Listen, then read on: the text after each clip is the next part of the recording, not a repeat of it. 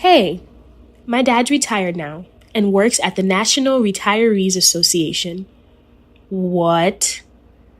The National Retirees Association? Emery and Kara burst into laughter.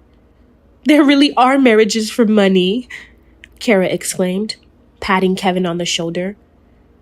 You were almost fooled. What? Am I being treated as a marriage scammer? I was so shocked, I couldn't find the words to respond. I'm Mary, 30 years old. Just an ordinary office worker. I met Kevin at the tennis club I attended, and after dating for 2 years, we've decided to get married. Kevin is 32, 2 years older than me. He works as a chef at a steakhouse run by his father, Thomas. Right now, I live with my mom and dad, but I plan to move out after we get married. Kevin also lives with his parents, but we've talked about renting a place together after the wedding. One day, Mom wants us to come to a family meeting, Kevin said.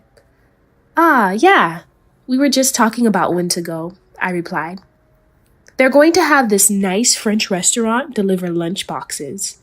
Oh, really? I checked out the restaurant's website that Kevin mentioned.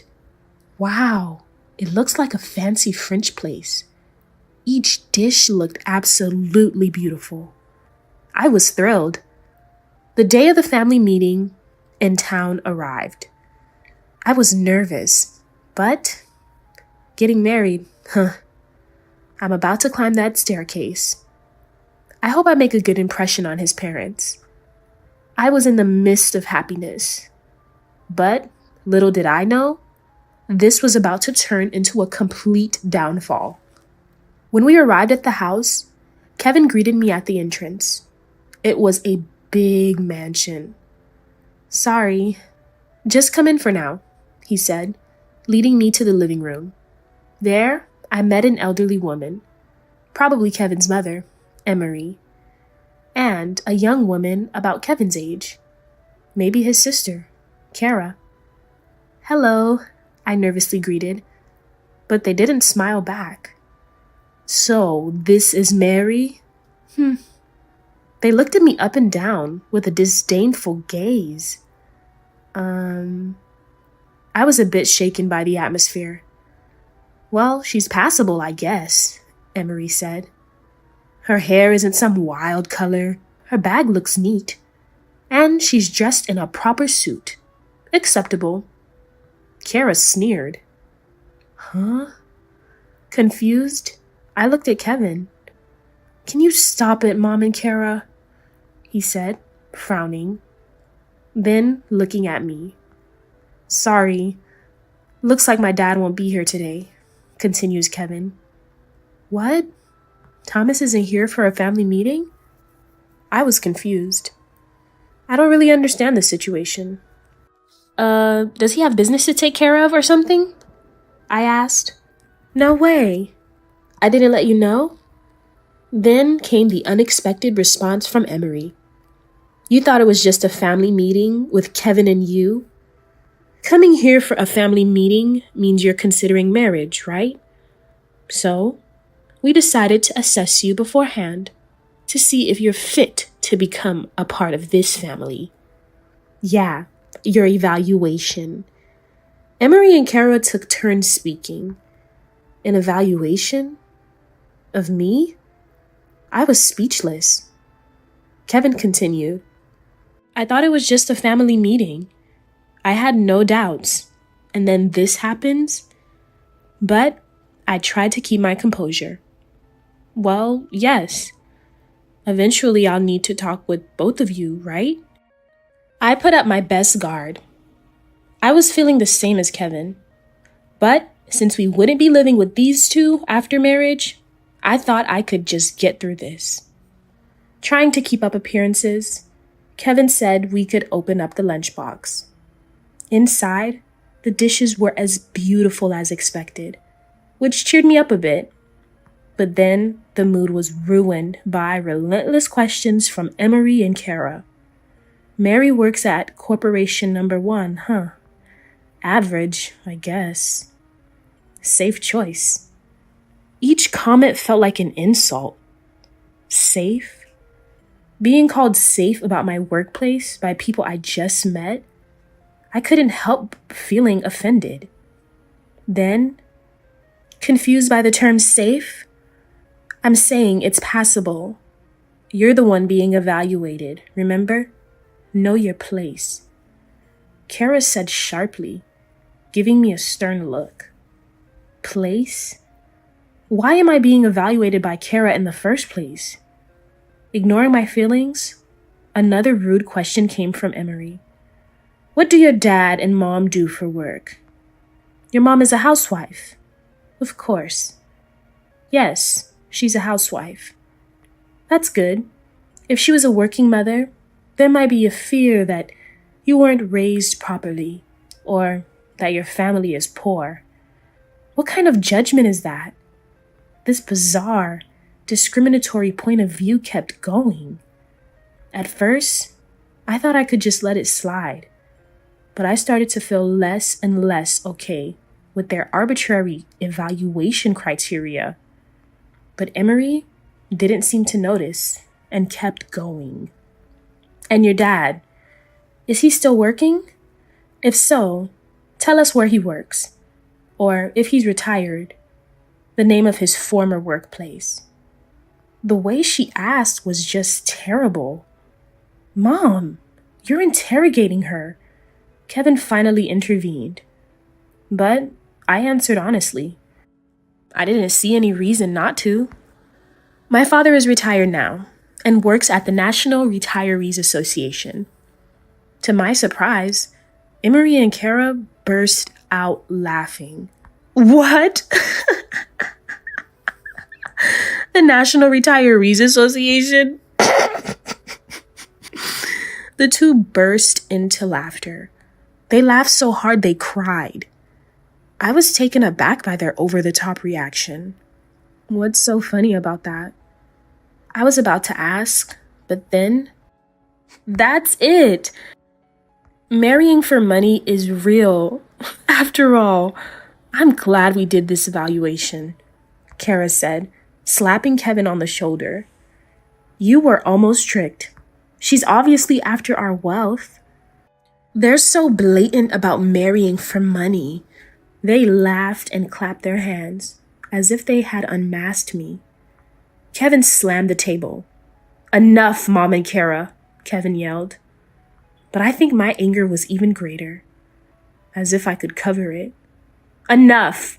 I'm calling off the engagement, I said, grabbing my bag and standing up.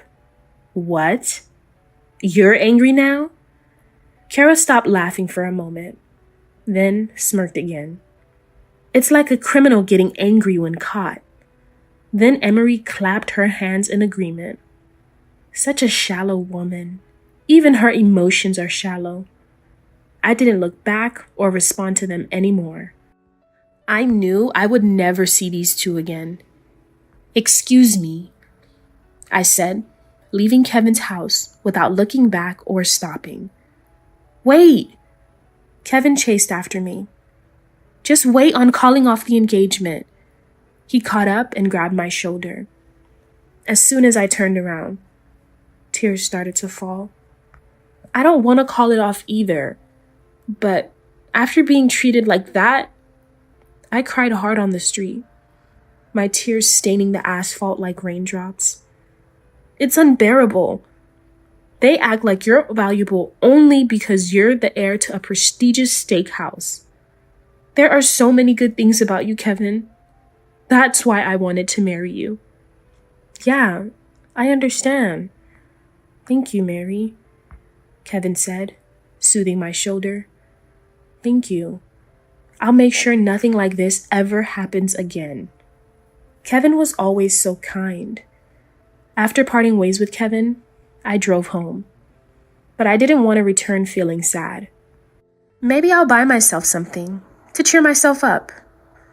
I went to the mall, brought some shiny cosmetics and sweets, and decided to have a nice Italian meal to make up for the missed lunch because of that unpleasant mother-in-law and sister-in-law. Returning home around 7 p.m., I noticed the house was noisy. There were shouts coming from the living room. What's going on? Mom? I went to the living room to find out what was happening. And then... Wow. You came at the right time. Just got here, didn't you? My mom exclaimed as she rushed to the living room door. I looked into the living room over her shoulder. Then... Kevin? And there was Kevin. But not just Kevin. Why am I brought here? I don't understand. A woman's voice screamed. But her outcry was soon drowned out by a louder voice. Apologize to her right now. A man demanded as he saw me, beginning a respectful and deep apology. Hurry up. You two as well. Then he turned and shouted at two women standing next to him. What's going on? As soon as Kevin told us about today, we were rushed here without any explanation. I don't understand at all. The two women hysterically cried. It was Emery and Kara, the two who had just made a mockery of me. That means the man who had just apologized was... Thomas, this makes no sense, one of them yelled. So it was Thomas, Kevin's father. You two really... Mr. Miller is our top customer. What? Emery and Kara were shocked. Our restaurant serves $400 steaks, remember? The National Retirees Association isn't for people like that, they exclaimed. But Thomas fired back. That's what you call being truly ignorant of the world. Judging people with such a narrow view is not your place. Emery gasped at his intensity. Hi! Emery makes a strange voice at the sword curtain. Listen, this man was a director at Big Ace Trading, a publicly listed company. Really? Emery and Kara's eyes widened. That publicly listed company? Emery asked in a strained voice. Of course. Thomas continued, trembling with anger. Our restaurant owes its success to customers like him. Introduced by Big Ace Trading. Huh? Kara and Emery both jump. Really? But the National Retirees Association... Before they could finish, my dad intervened. Yes, I work there now. So what? They bared their teeth again. Isn't that where poor people work till they die? We were deceived by Mary, they ranted. I only mentioned his current job because you asked, I retorted. Your narrow-mindedness is frightening. Judging and scoring people like that. My dad started to explain. I work for the National Association of Retired Persons. My father started talking. I've always worked at a company, even as a director at a publicly listed one. But after retiring, I wanted to meet different people and learn about their lives. I've met fortune tellers, piano teachers, people I never would have encountered in my corporate life. That's why I work at the National Retirees Association, to broaden my horizons. After his explanation, this must have been a good learning experience for you, Mary. He turned to me. It was. I never want to deal with such biased people again. It was a good experience. But whether I can forgive or not is another matter. I glared at the stunned Emery and Kara with contempt. When Dad heard that, well, that's true. I heard from Kevin that you assume that just because her father worked at the National Association of Retirees, my daughter was marrying him for his money. This is so disrespectful to the people who work there. Above all, it's unbearable to hear Mary insulted, called a marriage scammer. He laughed with a coldness I had never seen before.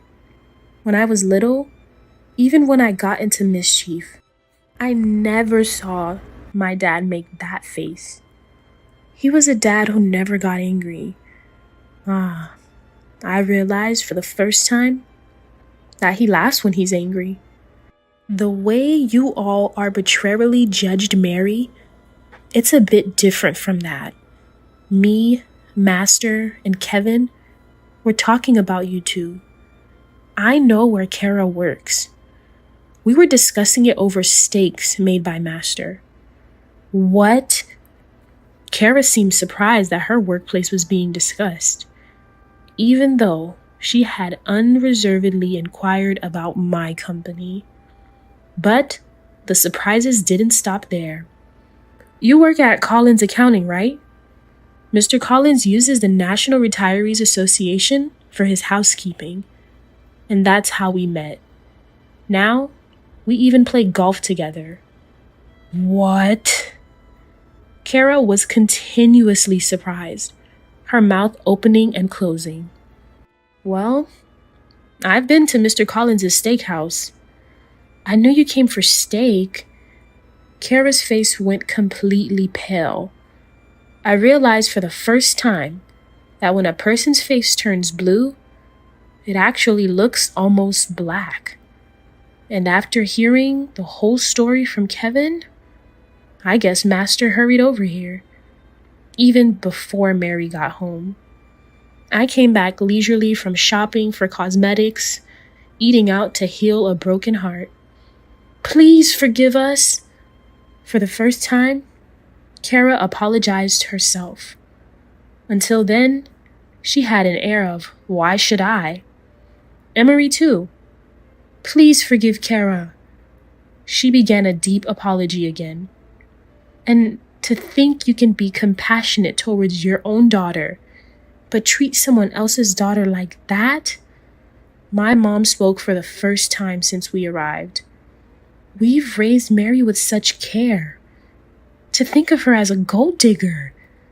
Such a family we would rather not have, she yelled in a trembling voice. Then took a deep breath and exhaled. But I'd like to say that. Mom turned to us. Kevin is a good person. He called us even before coming here. I felt like crying at my mom's kindness, despite having such a disrespectful family. She still distinguished Kevin. Thank you. Kevin expressed his gratitude. We will be happy, Kevin stated firmly, and Dad smiled warmly. A different smile from before. Then, please stop apologizing. We'll continue to visit Master's Steakhouse. I tasted Kevin's steak recently. He's skilled. It made me feel he was well raised. Dad reached out to shake Thomas's hand. Thomas shook it, then turned to Emery and Kara and said, we need to make amends for the rudeness to Mary and send off Kevin properly. You two should let go of the pride of an established high-end steakhouse. It's unnecessary for you. Then said, these two aren't worth making apologize anymore. I'll send them home. He led them away as they continued to beg for forgiveness. But their pleas fell on deaf ears. Master, no. Young Master, what would you recommend? Two customers entered the store. Today's recommendation is sirloin. Kevin smiled brightly. I went to confirm their order. Wow, beautiful and great steak? When a beauty brings you steak, it tastes even better. One customer laughed. Such a beauty? I don't think so. Blushing, I replied. Kevin and I eventually got married without issue. I quit my job to work at this steakhouse. Our customers are all nice people. Many praise Kevin's skills, calling him young master. Ultimately, Emery's divorce was inevitable. What she did to me was unforgivable. Kevin declared, "If it's Mary and Mom, I choose Mary." He'd choose Mary over his mother. Meanwhile, Kara resigned from her accounting firm after they learned of the situation and was cold-shouldered. Now, both of them have moved to another state, and we no longer see them. There, at the corner seat of the counter, eating steak with a smile, is my dad. Kevin's improved. The meat's delicious, and the cooking is exceptional. Dad enjoyed his steak. Thanks. Eat a lot. Steak is Dad's favorite after all. I've eaten enough. And I have work at the National Retirees Association tomorrow, so I'll head home now. Tomorrow, Dad will go to work. Looking forward to new encounters. As I did the billing, I felt happy seeing Dad so content. A father and daughter, seeing each other's happiness and warming each other's hearts. I thought, there's nothing happier than this.